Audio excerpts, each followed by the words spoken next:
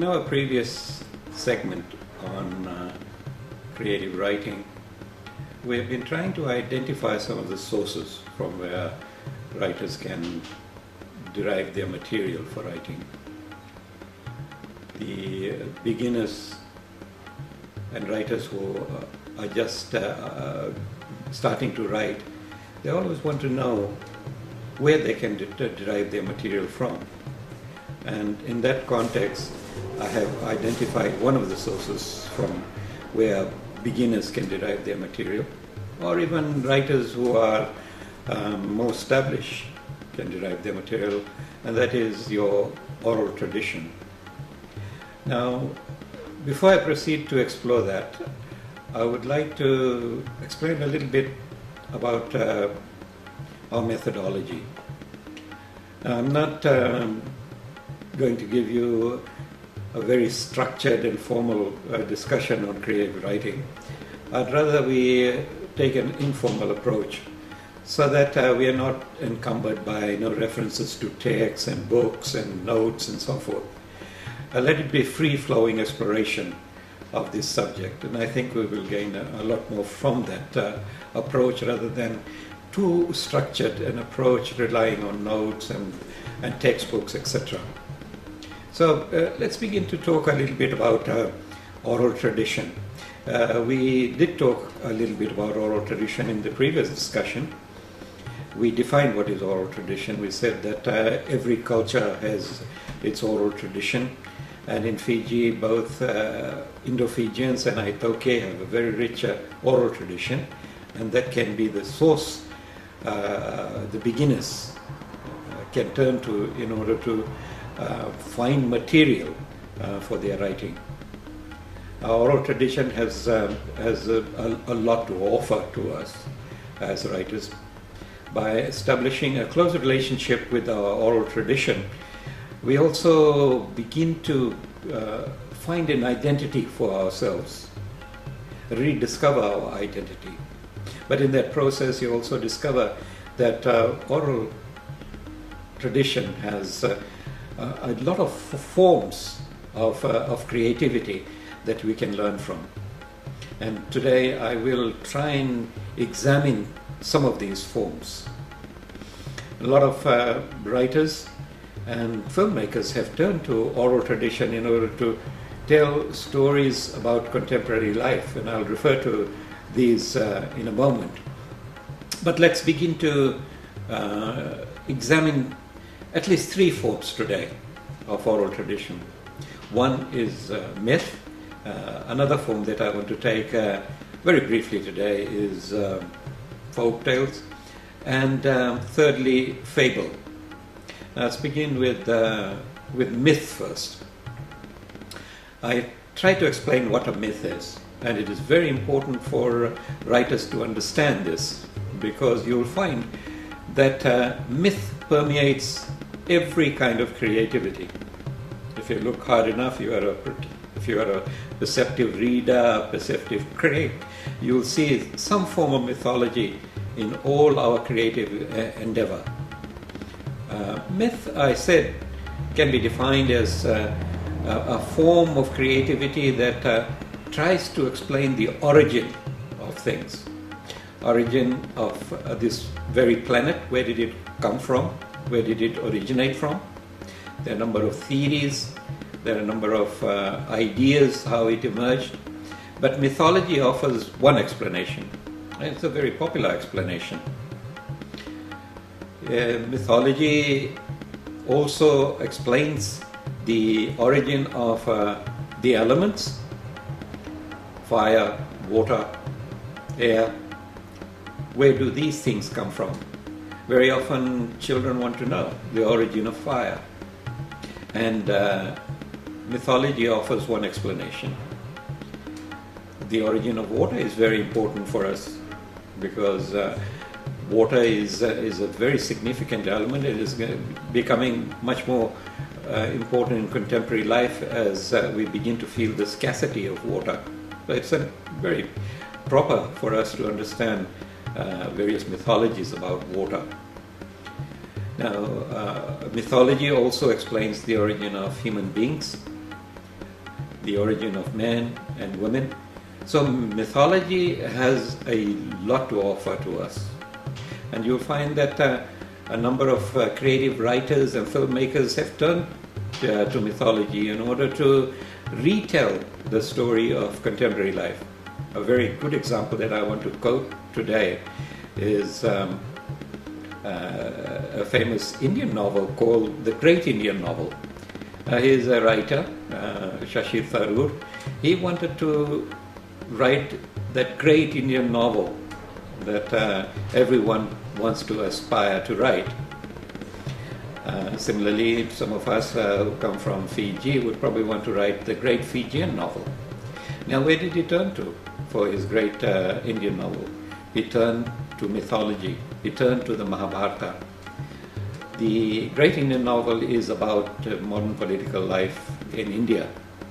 But it doesn't take too much effort to read the novel in order to discover that really it is about retelling of the Mahabharata story. But what he did, he gave it a political slant. A number of filmmakers have also done this in recent times. Shyam Benegal has done this, Mani Ratnam has done this. What we want you to do, and I said to you at the beginning that our discussion is very informal, it is exploratory. When I do mention these writers and filmmakers, you will make an effort to see the film and read the novel. That is how I want you to proceed with your reading for this course. If I refer to a film, make an effort to acquire the film and see it. See the films by Shyam Benegal and Mani Ratnam. Find out what these films are. The Shyam Benegal film is Kali Yuga, very proper that the Kali Yuga story should be retold in form of the Mahabharata story. Mani Ratnam in Dalpati that turned to the Mahabharata, and a number of contemporary writers, also filmmakers, have turned to mythology in order to tell stories about modern life. So you as a writer, if you have an urgent story to tell and you want to find a form for it, myth offers a form. And I will explain to you in detail how you can turn mythology into a contemporary story. But let me just proceed now to explain to you a little bit about folk tale. Now, folk tale is all pervasive. It is everywhere. And if you come from Fiji, you will find that Aitokes and Indo-Fijians, they have folk tales.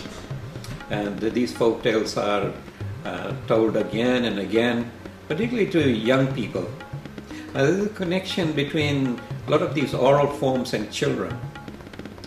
Children like these forms of myths and folk tales. For one reason, that they are exaggerated stories. And children like a little bit of exaggeration, larger than life stories. And that is why they are attracted to characters like Superman or Batman or Spider-Man. And they're never tired of it. And filmmakers are never tired of making Superman again and again and Batman. That's how popular these oral forms are. Folktale then refers to a form that is popular among people. Folk refers to people, and tale refers to a yarn or a story. It's very interesting to examine this more closely. Now, the word tale itself implies a certain kind of artificiality, a certain kind of fabrication, certain kind of artificiality. And I will talk to you later that stories are very often an artificial creation. And that is why it is something that we all can do. It is nothing that has come down from above. It is something that you can tear apart. You can find the components of it, the parts of it. You can analyze it, synthesize it, and then put it together again. So that is what we will be doing with stories. Ultimately, that is what we are aiming for in these early segments. We are trying to write a short story. And folk tales offer you the form that you can use, the form of a tale that is artificial. That artificiality is implied in a particular form of folk tale called tall tales. Now, we often talk about people telling tall tales. Tall tales are exaggerated stories, and we all like to tell exaggerated stories. Now, where does this exaggeration come from? I will try to explain the various figures of speech. Exaggeration, in fact, is a figure of speech, and there are a number of figures of speech that you have to know in order to begin to be creative with language. Remember the two elements we are exploring. We are exploring language, we are exploring story, and the two come together in what I've been saying about these oral forms, because you will find that many of these oral forms, particularly a form like folktale, is written or told in a very simple language. Simplicity is a hallmark of many of these oral forms. And another form that I want to introduce today is Fable. And Fable is also very simple. Very simple. It's told in a very simple language with simple characters and so on. Now, just briefly, short stories, modern short stories are often not that simple. And what I want you to learn, how is it that from the simple form of the folk tale, the myth, and fable, you can create the complex modern short story. Now turn to fable. Fable is often associated with animals. Animal stories are called fables. And these are again very popular with children. I want to emphasize at this point that there may be a number of writers there who want to write stories for children. And it is a very worthwhile cause to turn to children's stories, to write stories for children. A lot of older people are now writing their autobiographies, and that is very laudable. You should leave behind your story. But it is equally noble for us to leave something behind for children. And there are not so many good children's stories in our own country, in Fiji. So that is another form that one can turn to, and later on I'll talk a little bit about writing for children. But at this stage I'm talking about the fable form, in which the main characters are animals. Modern day cartoons often use the fable characters, animal characters, and children are always hooked onto cartoons. That form is derived from the oral tradition. But fable is not always about animals. A modern day fable like George Orwell's Animal Farm is hardly a children's story. It's a very complex story about communism. It's a satirical work that tells some of the oppressions in a communist state. But the characters in Animal Farm are animals. So a great novel like Animal Farm uses a very traditional form of the fable in order to tell a very powerful story. Another writer who has used the fable form but without the animal characters is Kafka. Kafka is a very interesting writer to read for those who want to write. In his novel, The Trial, he uses the fable form. In the subsequent lectures or discussions, I'll be talking a little bit more about the fable form and how writers can use the fable form in order to tell a modern story.